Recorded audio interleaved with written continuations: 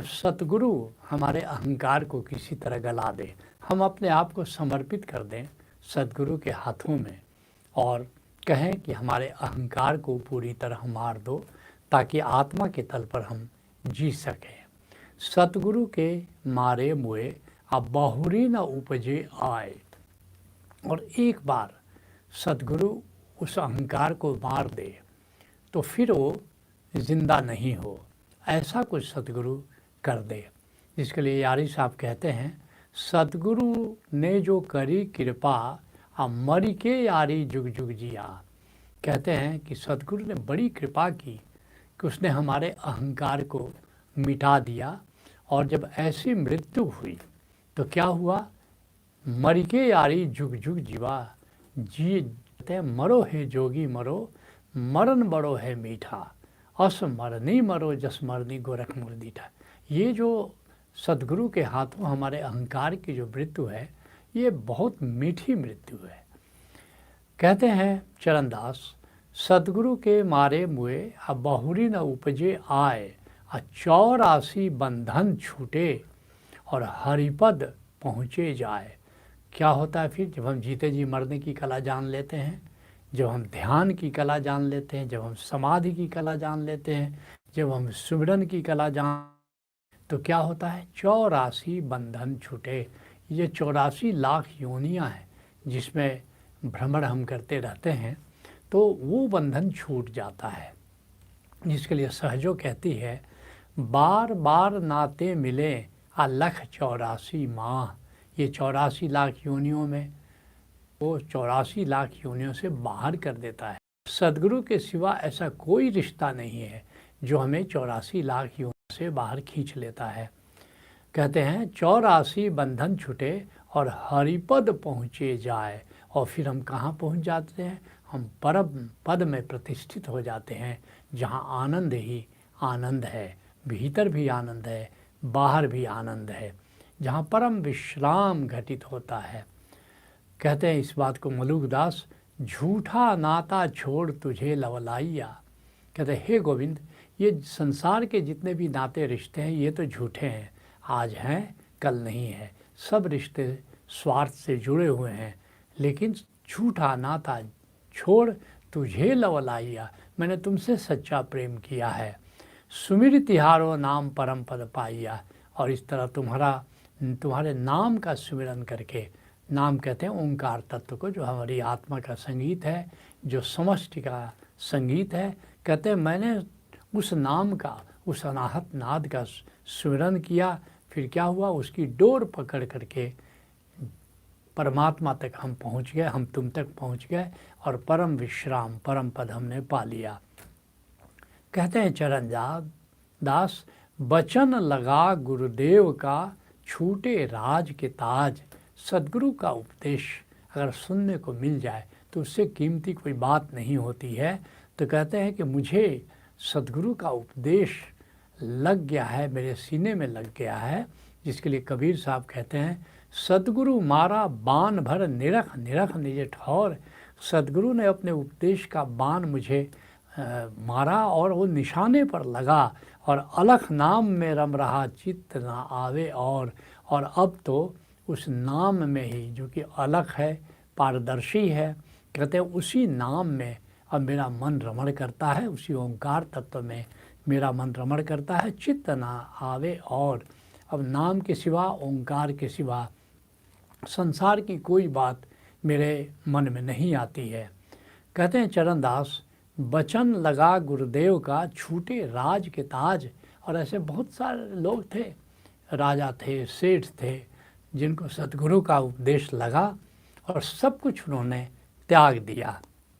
जैसे पलटू साहब कहते हैं, शब्द छुड़ावे राज को और फिर शब्दय करे फ़कीर।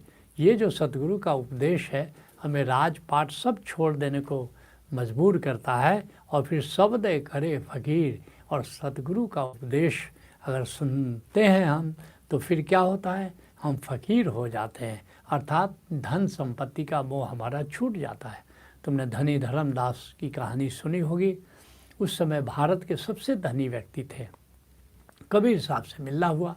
कबीर साहब का कुछ उपदेश उन्होंने सुना और फिर सारा धन वैभव सब त्याग कर सदगुरु कबीर के चरणों में जाकर के बैठ गए। उसी बात को पलटू साहब कहते हैं कि सबद छुड़ावे राज को फिर शब्दे करे फ़कीर, अब पलटू दास वो ना जिए जिन लागा शब्द का तीर।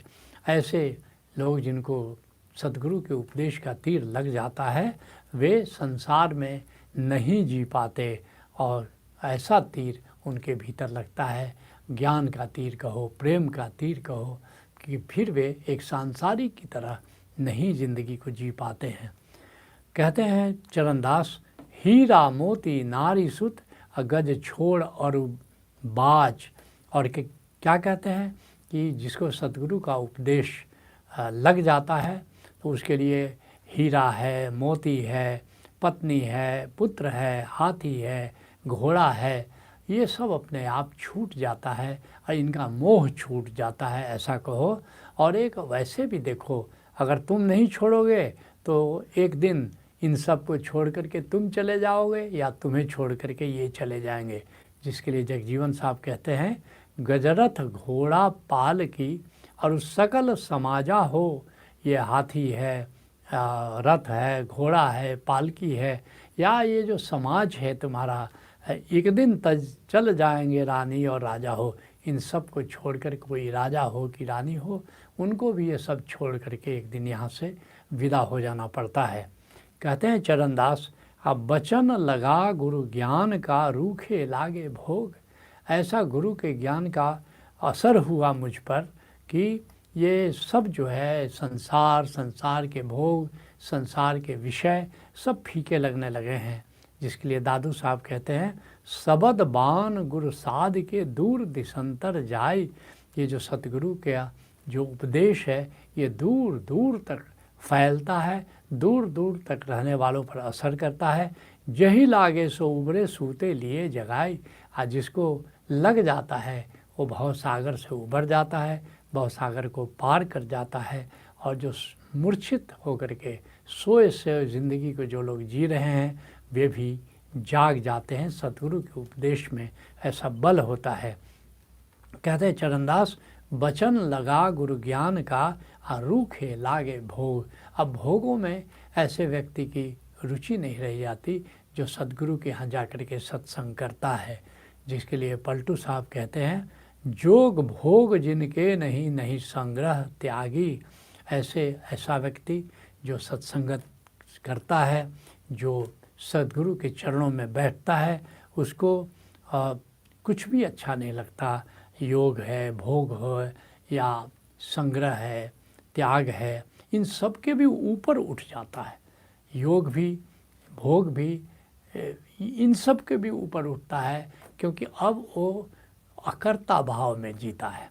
कुछ करता हो करके कि मैं योगी हूँ, ये अहंकार भी छूट जाता है और भोग में उसकी रुचि समाप्त हो जाती है। जोग भोग जिनके नहीं नहीं संग्रह त्यागी। न तो वो व्यक्ति संग्रह करता है और न त्यागी होने का दंभ भरता है। बंध मोक्ष एको नहीं। अद्भुत बात कर रहे हैं, ऐसे व्यक्ति का बंध तो नहीं है, मुक्ति में भी अनुराग नहीं रह जाता है, क्योंकि वो वीत राग होकर के जीता है, परमात्मा के राग में वो जीने लगता है। बंध मोक्ष एको नहीं, सत शब्द के दागी। वो सतनाम के हाथों दाग दिया जाता है। जैसे किसी हाथी को, पुराने ज़माने की उपमा है, पुराने ज़माने में राजा या ज़मींदार अपने हाथी को दाग देते थे या घोड़े को दाग देते थे कि ये उनका है। ठीक इसी तरह से वो व्यक्ति सतनाम का हो जाता है, वो व्यक्ति परमात्मा के हाथों दाग दिया जाता है। कहते हैं, पाप पुण्य जिनके नहीं नहीं गर्मी पाला, और पलटू जीवन मुक्त ते साहिब के लाला। और इस तरह जितने द्वंद्व हैं, सुख है, दुख है, पाप है, पुण्य है, गर्मी है, ठंडा है, तो इन सब से वो व्यक्ति मुक्त हो जाता है। पलटू जीवन मुक्त साहिब के लाला। ऐसा व्यक्ति जीते जी मुक्त हो जाता है और गोविंद का दास, गोविंद का भक्त, गोविंद का लाल हो जाता है। कहते हैं चरणदास, इंद्र की पदवी लो उन्हें, चरणदास सब रोग। अगर ऐसे व्यक्ति को, ऐसे साधक को, ऐसे शिष्य को अगर इंद्र के भी, इंद्रासन की पर भी बिठा दिया जाए, इंद्र की पदवी भी दे दिया जाए तो उसको भी चरणदास कहते हैं उसको व्याधि ही लगती है। इंद्र की पदवी भी व्याधि जैसे उसको लगने लगती है, इतना वीतराग वो हो जाता है।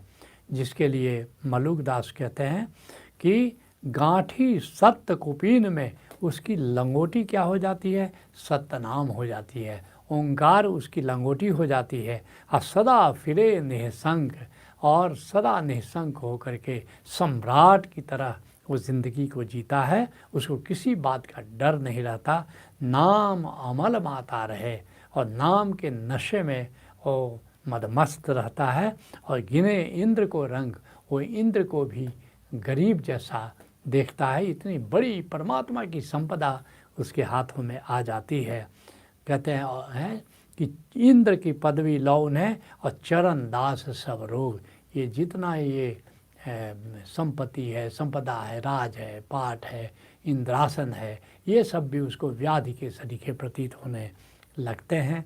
जिसके लिए राजस्थान के दरिया साहब कहते हैं, सतगुरु शब्दा मिट गया दरिया संशय सोग। सतगुरु ने ऐसा प्यारा उपदेश दिया कि अब मेरे सारे संशय, सारे शोक मिट गए।